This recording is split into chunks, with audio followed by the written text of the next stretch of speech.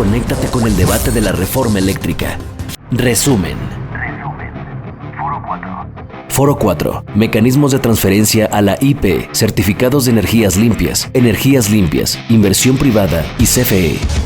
Se debatirán 3 temas principales: mecanismos de transferencias a la iniciativa privada, certificados de energías limpias, inversión privada y CFE.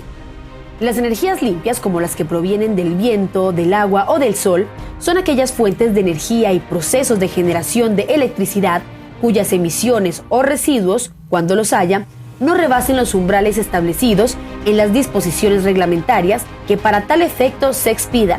Así lo señala la Secretaría de Energía. Las energías limpias se dividen en renovables y no renovables. Dentro de las renovables se encuentran las siguientes: eólica, solar, geotérmica, biomasa, hidráulica y oceánica.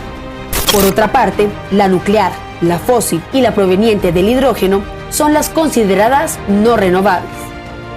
El sector privado quiere implementar nuevos modelos sostenibles con el medio ambiente, lo que incluye transitar a energías renovables bajo un marco regulatorio que se respete y les permita ser un componente en el combate de la urgencia climática. En su caso, el gobierno federal señala que su interés reside en fortalecer a la Comisión Federal de Electricidad para asegurar la generación de energía eléctrica, bajar el precio de la luz y lograr la seguridad y la continuidad en el servicio, entre otros temas. Vale la pena destacar que el Centro Mexicano de Derecho Ambiental considera que cualquier reforma energética debe contemplar cambios indispensables que permitan la sostenibilidad fiscal y energética del país a largo plazo, sin menoscabar la sustentabilidad ambiental. Todo esto bajo un marco de derechos humanos. Finalmente, es importante mencionar que los certificados de energías limpias son títulos emitidos por la Comisión Reguladora de Energía, que acreditan la producción de un monto determinado de energía eléctrica a partir de energías limpias y que sirve para cumplir los requisitos asociados al consumo de los centros de carga. Esto de acuerdo con el Centro Nacional de Control de Energía. Ahora los invito a presenciar nuestro debate. Bueno, sin duda muy interesante lo que vamos a estar observando en esta jornada de debate. Ahí están los temas que han sido definidos para esta jornada. En el caso de la reforma eléctrica de 2013 se planteó la Ley de Transición Energética y se introdujeron como instrumentos de mercado los certificados de energía limpia, que han tenido realmente un efecto muy negativo para la Comisión Federal de Electricidad. Las metas, tanto de tipo energético, energías limpias, como para el cambio climático, se están alcanzando sin ningún problema. México ya está tomando acciones, efectivamente, en los últimos 3 años, como lo han documentado algunos organismos internacionales, como el Climate Action Tracker. México está tomando acciones altamente insuficientes hacia 2030. Estos son los números del Programa de Ampliación y Modernización de la Red Nacional de Transmisión, donde se dice que no estamos cumpliendo las metas y no las vamos a cumplir. La reforma se trata de eliminar estos mecanismos de transferencia de recursos de una empresa del Estado, que son recursos públicos, hacia privados. Entonces, hablamos de los certificados de energía limpia, pero son más. Ya a partir del 2013, cuando se da la reforma energética y da la entrada del llamado mercado eléctrico mayorista, ahí también es donde se consolidan nuevos mecanismos de despojo de estos recursos. Considero que estamos perdiendo de vista lo que es y debe de ser realmente la iniciativa de reforma eléctrica. Debemos dejar de un lado los temas técnicos y comenzar a hablar de propuestas y soluciones. La reforma energética debe ser una herramienta para el desarrollo del país y todos los mexicanos. Es decir, en la parte de generación eléctrica se está alcanzando la meta de disminución de gases de efecto invernadero. Eso no hay duda, está ahí. La participación de México en, digamos que en el porcentaje de emisiones que se tiene a nivel planetario es muy pequeño. Si efectivamente se están reduciendo las emisiones, como efectivamente también lo documenta el Centro Nacional de Control de Energía, que las emisiones se están reduciendo o se han reducido en los últimos 5 años, la pregunta es si con esta reforma se van a seguir reduciendo, se van a reducir más rápido o se va a detener esta inercia.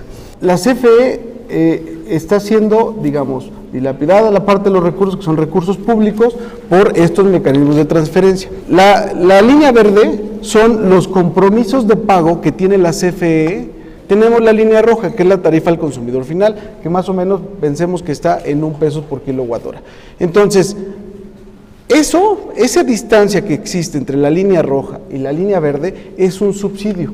Podemos tomar un dato publicado por la CRE, igual en noviembre de 2021, que la energía o el total de los costos operativos variables de la Comisión Federal de Electricidad estuvieron rondando los $2,000 el megawatt hora.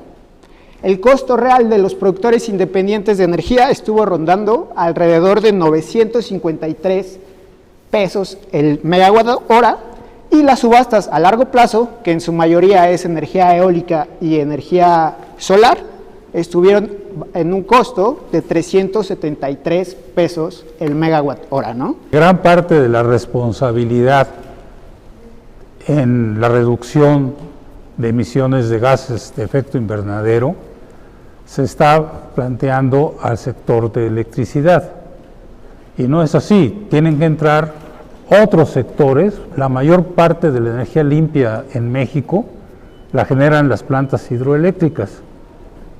La energía hidroeléctrica está considerada como energía limpia. El problema es que no se le está considerando para poder obtener certificados. Creo que a lo que se refiere el doctor es que se estableció un criterio para otorgar certificados únicamente a las centrales que entraran en operación después de la publicación de la Ley de la Industria Eléctrica en agosto de 2014. Cuando hablamos de transición energética y nos concentramos en el sector eléctrico, es porque la descarbonización es mucho más sencillo realizarla en un sistema centralizado como el sistema eléctrico. Decía ahorita Diego, que los productores independientes son los más baratos.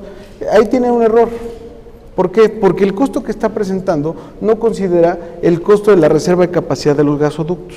Si tú consideraras y le sumaras el costo de reserva de capacidad de los gasoductos, de toda esta red de gasoductos que siguió endeudando la Comisión Federal de Electricidad, el costo no es de los 900 o 0.9, el costo sube a 1.35, mientras que la Comisión, incluyendo los costos de los gasoductos, está en 1.05. Cuando se habla de que los certificados de energías limpias no se le consideran a la CFE, pues es lo que está develando, y creo que con eso confirman el argumento. Los certificados de energía limpia sirvieron para anclar inversiones privadas. Los certificados de energía limpia nacen como un incentivo para que tuviéramos más energía limpia en todo el país, ¿no? Tenemos un ejemplo que para 2020 ya teníamos 133 plantas privadas, eólicas y solares. La inversión del país fue alrededor de $9,000 millones.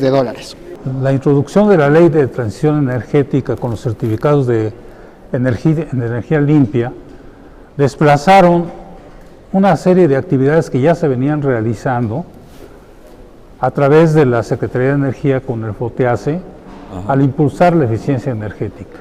Hay que buscar otros mecanismos alternativos a los certificados de energía limpia que permitan impulsar la disminución de gases de efecto invernadero, pero que además también nos permitan ser competitivos en los precios para los usuarios. Los certificados sirvieron para anclar nuevas inversiones.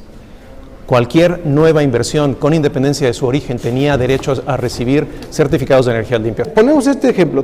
Imagínate que llegar del punto A al punto B, en 24 horas. Y tenemos el camioncito llamado CFE y el camioncito llamado generador privado fotovoltaico, ¿no? Tenemos que llegar de este punto a otro. El camioncito de CFE, si te das cuenta, van sobre la misma carretera, nada más que ese sí tiene que pagar la caseta, el otro tiene libre peaje, ¿sale? Entonces, comenzamos el día, ahí van los dos camioncitos, van llegando. Llega un momento en el que se nos nubla y el camioncito de la fotovoltaica se detiene, pero la gente tiene que llegar. La gente tiene que tener suministro eléctrico. ¿Qué hacemos? Pues lo tenemos que pasar al camioncito de CFE porque los tenemos que llevar. Y entonces el camioncito de CFE los lleva al punto B, donde se queda el otro camioncito. Pero ¿qué crees? Ese respaldo que le dio a CFE no se lo pagas. Quiero volver a enfatizar que en el entendido de si las energías combustibles o lo que estoy percibiendo es que son más baratas, quiero terminar que en México el 40.2% la energía eólica es más barata y el 57% la energía solar es más económica. ¿Puede la Comisión Federal de Electricidad llevar por sí sola la carga de la transición energética en el sistema eléctrico mexicano y puede lograrla al ritmo que exige la comunidad internacional? Yo creo que no se está planteando ese punto, no se está planteando que la Comisión Federal de Electricidad sea responsable de la transición energética. Dentro de la reforma que estamos discutiendo, se plantea el desarrollo de energías limpias, o sea, no se está en contra de las energías limpias. Contestando la pregunta puntualmente, pues no es necesario elaborar. No puede CFE sola. No puede CFE sola, no puede México solo, no puede ningún actor global. No hay manera que CFE pueda encabezar sola la transición energética. Estamos invirtiendo en energía renovable, limpia. Le estamos dando vida a una inversión histórica que hubo en este país, que fueron las hidroeléctricas, las presas que tenemos en todo el sistema del Grijalva, un sistema que tiene una ingeniería impresionante. No, la respuesta es no.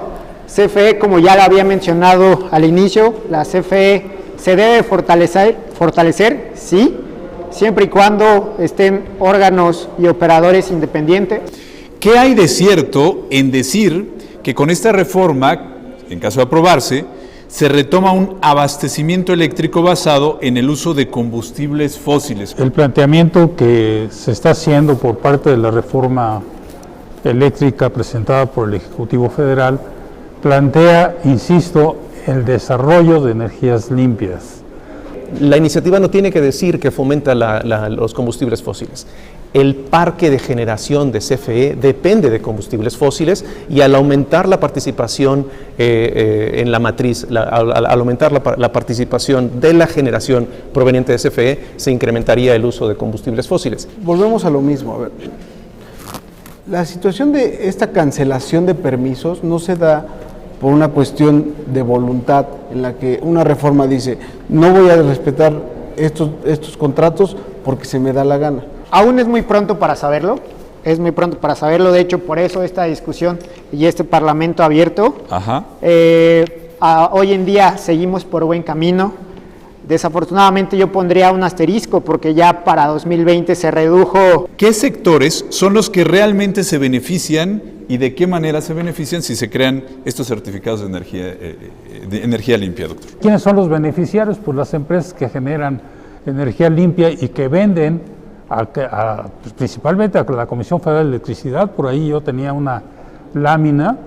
La Comisión Federal de Electricidad es el principal comprador de certificados de energía limpia. Efectivamente, se benefician todos los generadores limpios. Insisto en esto que son todos porque también se beneficia CFE.